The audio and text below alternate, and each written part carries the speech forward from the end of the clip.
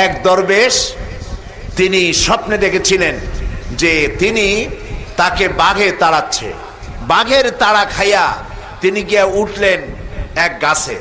গাছের উপরে ওঠার পর একটি ডাল ধরে ঝুলে পড়েছে। তাকিয়ে দেখে যে বাঘ এসে গাছের গোড়ায় দাঁড়িয়েছে, আর ওই ডালের নিচে বিরাট কুয়া, কুয়ার মধ্যে বড় এক অজগর হা করে আছে।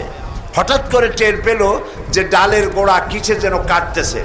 তাকায় দেখে একটা সাদা ইঁদুর আর একটা কালা ইঁদুর ডালটা কেটে দিচ্ছে। এই স্বপ্ন দেখে তার ঘুম ভেঙে গেল।